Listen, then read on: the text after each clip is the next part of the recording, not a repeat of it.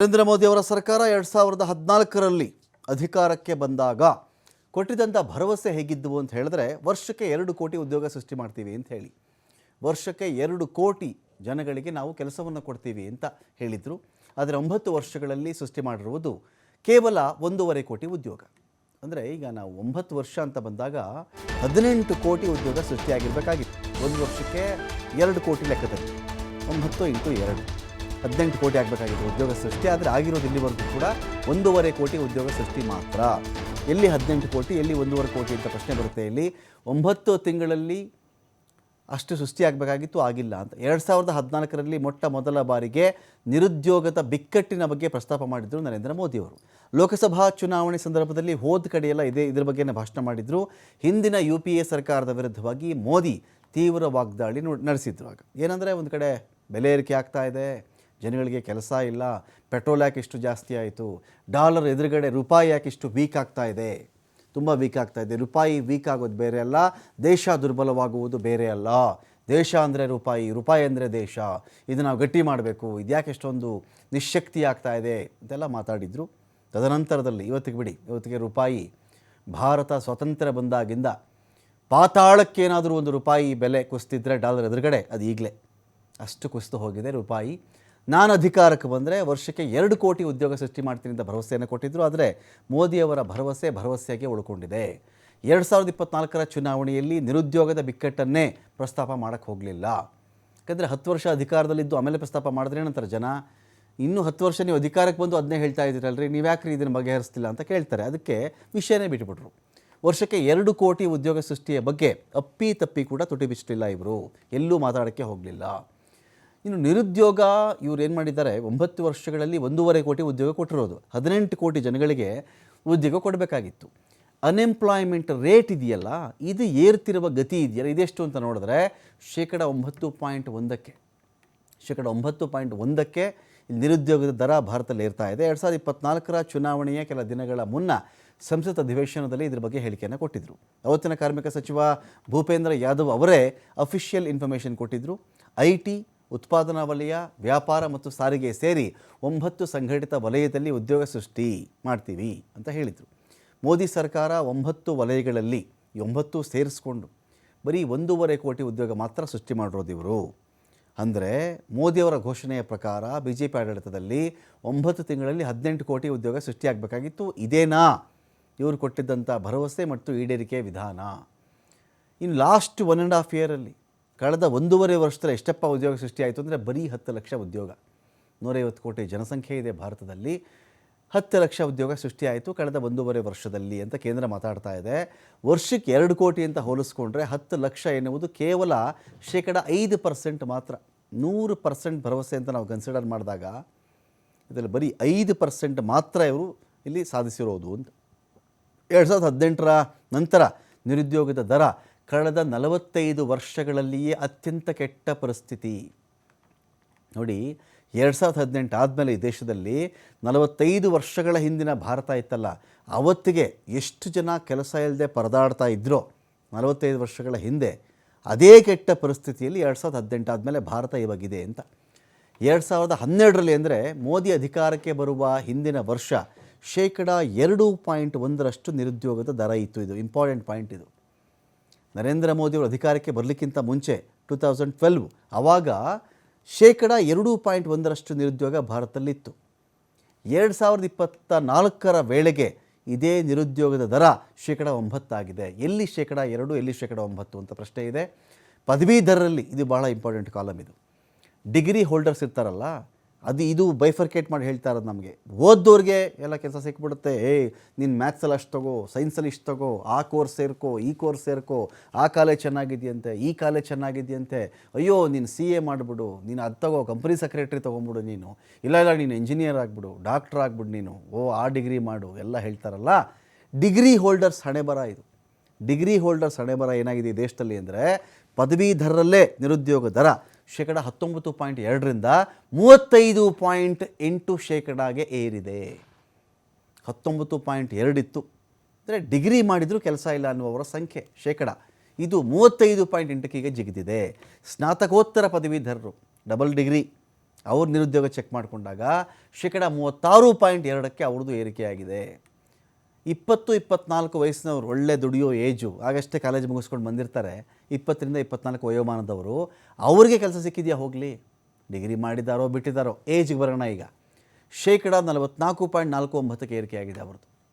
ಶೇಕಡ ಅಂದರೆ ಶೇಕಡ 44.49. 25-29 ವಯಸ್ಸಿನವರು ನಿರುದ್ಯೋಗ ದರ ಶೇಕಡ 14.33ಕ್ಕೆ ಏರಿಕೆ. ವರದಿ ಏನು ಹೇಳುತ್ತೆ ಅಂದರೆ, ಭಾರತದ ಉದ್ಯೋಗ ವರದಿ, ಇದು ಯಾರು ಬೇರೆಯವರು ಕೊಟ್ಟಿರೋ ವರದಿ ಅಲ್ಲ, ಭಾರತದ ಉದ್ಯೋಗ ವರದಿ 2024ರ ಪ್ರಕಾರ ವಿದ್ಯಾವಂತರಲ್ಲಿ ಅತಿ ಹೆಚ್ಚು ನಿರುದ್ಯೋಗ ಇರೋದು. ಶಿಕ್ಷಣ ಪಡೆದವ್ರಿಗಿಂತ ಪಡೆಯದವರದ್ದೇ ಇಲ್ಲಿ ಹೆಚ್ಚಿದೆ. ಇಲ್ಲಿ ಚೆಕ್ ಮಾಡ್ಕೊಳ್ಳಿ, ನಾವು ಉದ್ಯೋಗದಲ್ಲಿದ್ದಾರೆ, ಶಿಕ್ಷಣ ಪಡ್ಕೊಂಡವ್ರಿಗಿಂತ, ಯಾರು ಎಜುಕೇಟೆಡ್ ಆಗಿದ್ದಾರೋ ಅವ್ರಿಗಿಂತ ಎಜುಕೇಷನ್ ಇಲ್ದಿರೋರೇ ಉದ್ಯೋಗದಲ್ಲಿದ್ದಾರೆ.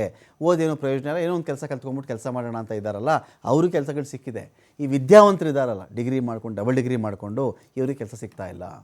ಕಡಿಮೆ ಶಿಕ್ಷಿತರ ನಿರುದ್ಯೋಗ ನೋಡಿ ಇದೇಗಿದೆ, ಸ್ನಾತಕೋತ್ತರ ಮಾಡಿರೋರದೆಲ್ಲ 44% ಇದ್ದರೆ, ಕಡಿಮೆ ಶಿಕ್ಷಿತರು, ಜಾಸ್ತಿ ಓದ್ಕೊಂಡಿಲ್ಲಪ್ಪ ಎನ್ನುವವರು ನಿರುದ್ಯೋಗ ಪ್ರಮಾಣ ಶೇಕಡ 3.2.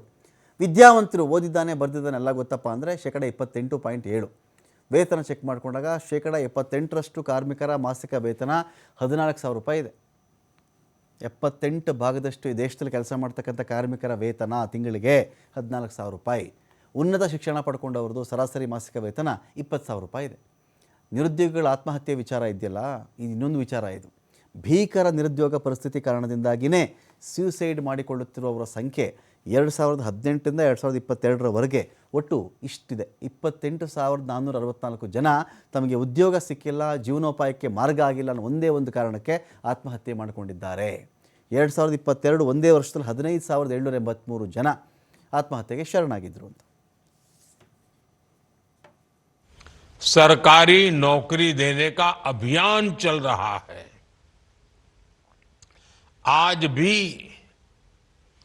71,000 से ज्यादा युवाओं को नियुक्ति पत्र दिए गए हैं. बीते 1-1.5 साल में ही ಇಡಿಸ್ಕೊಳ್ಳಿಕ್ಕೆ ಇದೀಗ ಸಂತೋಷ ಇದ್ದಾರೆ. ಸಂತೋಷ, ನಿರುದ್ಯೋಗ ಅಂತ ವಿಷಯ ಬಂದಾಗ ಒಬ್ಬ ವ್ಯಕ್ತಿ, ಈಗ ಒಂದು ಮಕ್ಕಳನ್ನು ಸ್ಕೂಲಿಗೆ ಸೇರಿಸ್ಬೇಕು ಅಂದ್ರೇ LKG UKGಗೆಲ್ಲ 50,000, 1,00,000, 1.5 ಲಕ್ಷದವರೆಗೂ ಇದೆ ಇವತ್ತಿಗೆ. ಅದು ಓದ್ಕೋ, ಇದು ಓದ್ಕೋ, ಆ ಕೋರ್ಸ್ ಮಾಡ್ಕೋ, ಈ ಕೋರ್ಸ್ ಮಾಡ್ಕೋ, ಆ ಟ್ರೈನಿಂಗ್ ಹೋಗು ಅಂತೆಲ್ಲ ಹೇಳ್ತಿರ್ತಾರೆ. ಟೆಸ್ಟ್ಗೂ ಮನೆಯಲ್ಲಿ ತಾಯಂದಿರು ಅಪ್ಪ ಎಲ್ಲರೂ ಕೂಡ ಸೇರ್ಕೊಂಡು ಏನು ಮಾಡ್ತಾರೆ, ಇದು ಓದ್ಕೋಬೇಕಾಗಿತ್ತು, ಅಷ್ಟು ಸ್ಕೋರ್ ಮಾಡಲಿ, ಇಷ್ಟು ಸ್ಕೋರ್ ಮಾಡಲಿಲ್ವಾ ಅಂತಾರೆ. ಮಕ್ಕಳೆಲ್ಲ ಓದಿದ ಮೇಲೆ ಸಹಜವಾಗಿ ಒಂದು ಉದ್ಯೋಗ ಮಾಡಬೇಕಾಗಿರೋದು ಅವ್ರ ಕೆಲಸ, ಅವ್ರ ಜವಾಬ್ದಾರಿ ಕೂಡ ಇರುತ್ತೆ, ಅವ್ರಿಗೊಂದು ಬೇಕು ಜೀವನೋಪಾಯಕ್ಕೆ. ಅದರಲ್ಲೇ ಒಂದು ಕಡೆ ಇದು ಹಿಂದೆ ಬೀಳ್ತಾ ಇದ್ದಾರಾ ಇಲ್ಲಿ ಎಲ್ಲರೂ ಅಂತ, ಕೆಲಸ ಸಿಗ್ತಾ ಇಲ್ವಾ ಅವ್ರಿಗೆ ಅಂತ. ರಮಾಕಾಂತ್, ಇವತ್ತು ದೇಶದ ಪರಿಸ್ಥಿತಿಯನ್ನು ನೋಡಿದಾಗ ಐತಿಹಾಸಿಕ ಉತ್ತುಂಗದಲ್ಲಿ ಇವತ್ತು ನಿರುದ್ಯೋಗ ಸಮಸ್ಯೆ ಇದೆ ಅಂತ ಹೇಳಿದರೂ ಕೂಡ ತಪ್ಪಾಗೋದಿಲ್ಲ. 2012ರ ಸಂದರ್ಭದಲ್ಲಿ ನಾವು ನೋಡಿದಾಗ CMI ಡೇಟಾ ಪ್ರಕಾರ, ಆಗಿನ ಸರ್ಕಾರ ಕನ್ಫರ್ಮ್ ಮಾಡಿದರ ಪ್ರಕಾರ ನಾವು ನೋಡಿದಾಗ 2.1%ನಷ್ಟು ನಿರುದ್ಯೋಗ ಸಮಸ್ಯೆ ಇತ್ತು. ಆ ನಿರುದ್ಯೋಗ ಸಮಸ್ಯೆಗೆ ಸಂಬಂಧಪಟ್ಟಂತೆ ಇಡೀ ರಾಷ್ಟ್ರದಾದ್ಯಂತ ಪ್ರಮುಖ ಒಂದು ವಿಷಯವಾಗಿ, ಚುನಾವಣೆಯಲ್ಲೂ ಕೂಡ ಅದನ್ನು ಪ್ರಮುಖ ವಿಷಯವಾಗಿಸಿ BJP ಅಧಿಕಾರಕ್ಕೂ ಕೂಡ ಬಂತು.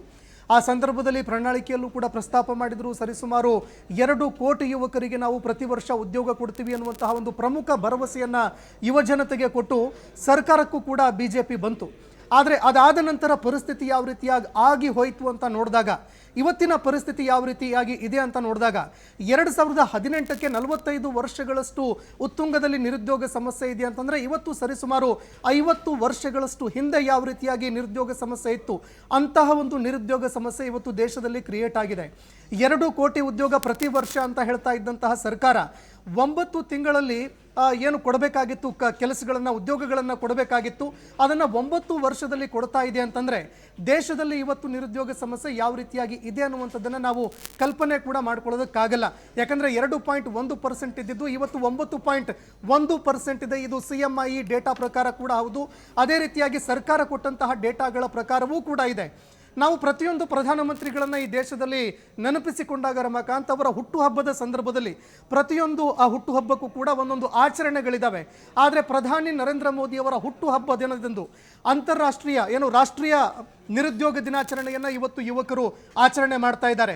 ಇಡೀ ವಿಶ್ವದಲ್ಲಿ ಯಾರೊಬ್ಬರು ಕೂಡ ಯಾವುದೇ ದೇಶದಲ್ಲಿ ಆಗದೇ ಇರುವಂತಹ ಟ್ವಿಟ್ಟರ್ ಅಭಿಯಾನ ನಮ್ಮ ದೇಶದಲ್ಲಾಗುತ್ತೆ. ಮಿಲಿಯನ್ ಗಟ್ಟಲೆ ಯುವಕರು ನಮಗೆ ನಿರುದ್ಯೋಗ ಸಮಸ್ಯೆ ಇದೆ ಅನ್ನುವಂತಹ ಒಂದು ಸಮಸ್ಯೆಯನ್ನು ಮುಂದೆ ಇಟ್ಟು ಸರ್ಕಾರ ಗಮನ ಸೆಳೆಯೋದಕ್ಕೆ ಮುಂದಾಗ್ತಾರೆ. ಸರ್ಕಾರದ ಗಮನ ಸೆಳೆಯೋದಕ್ಕೆ ಪ್ರಯತ್ನವನ್ನ ಮಾಡ್ತಾರೆ. ಸರ್ಕಾರದ ವಿರುದ್ಧ ಹೋರಾಟ ಮಾಡೋದಕ್ಕೂ ಕೂಡ ಬೀದಿಗಿಳಿತಾರೆ. ಆದರೆ ಯುವಕರ ಮೇಲೆ ಲಾಠಿ ಚಾರ್ಜ್ ಮಾಡಲಾಗುತ್ತೆ. ಮತ್ತೊಂದೆಡೆ ಈ ಸರ್ಕಾರದ ಇವತ್ತಿನ ಹಣೆ ಬರಹ ಯಾವ ರೀತಿ ಆಗ್ತಾ ಇದೆ ಅಂತಂದ್ರೆ, ಒನ್ ನೇಷನ್ ಒನ್ ಎಲೆಕ್ಷನ್ ಅನ್ನುವಂತಹ ಕಾನ್ಸೆಪ್ಟ್ ಮೇಲೆ ಇವತ್ತು ಚುನಾವಣೆ ನಡೆಸೋದಕ್ಕೆ ಅಂತ ಕೇಂದ್ರ ಸರ್ಕಾರ ನಿರ್ಧಾರ ಮಾಡ್ತಾ ಇದೆ. ಆದರೆ ಇವತ್ತು ದೇಶದಲ್ಲಿ ಒಂದೇ ಸಮಯಕ್ಕೆ ಪರೀಕ್ಷೆಗಳನ್ನು ನಡೆಸೋದಕ್ಕೂ ಕೂಡ ಸರ್ಕಾರಕ್ಕಾಗ್ತಾ ಇಲ್ಲ. ಅದರ ವಿರುದ್ಧ ಕೂಡ ವಿದ್ಯಾರ್ಥಿಗಳು ಹೋರಾಟಗಳನ್ನ ಮಾಡ್ತಾ ಇದ್ದಾರೆ. ನಾವು UPಯಲ್ಲಿ ನಿರಂತರವಾಗಿ ನೋಡ್ತಾ ಇದ್ದೀವಿ. ಬಿಹಾರದಲ್ಲೂ ಕೂಡ ಯುವಕರು ಇವತ್ತಿಗೂ ಕೂಡ ಪ್ರೊಟೆಸ್ಟ್ ಮಾಡ್ತಾ ಇದ್ದಾರೆ. ಇದರ ಜೊತೆಗೆ ಯುವಕರು ಉದ್ಯೋಗಗಳನ್ನ ಪಡೆದುಕೊಳ್ಳೋದಕ್ಕೆ ಅಂತ ಯಾವ ಅಪ್ಲಿಕೇಶನ್ ಫಾರ್ಮ್ಗಳನ್ನ ತುಂಬ್ತಾ ಇದ್ರು, ಆ ಅಪ್ಲಿಕೇಶನ್ ಫಾರ್ಮ್ಗಳ ಮೇಲೂ ಕೂಡ 18% GSTಯನ್ನ ಹಾಕಲಾಗ್ತಾ ಇದೆ. ಇದರಿಂದಾಗಿ ಯುವಕರಲ್ಲಿ ಆತ್ಮಹತ್ಯೆ ಕೂಡ ಹೆಚ್ಚಳ ಆಗ್ತಾ ಇದೆ. ಸರ್ಕಾರ ಈಗಲಾದ್ರೂ ಇದನ್ನ ಗಂಭೀರವಾಗಿ ಪರಿಗಣಿಸಿ ನಿರುದ್ಯೋಗ ಸಮಸ್ಯೆಯನ್ನ ಬಗೆಹರಿಸೋದಕ್ಕೆ ಮುಂದಾಗಬೇಕು. Ramakant, thank you Santosh.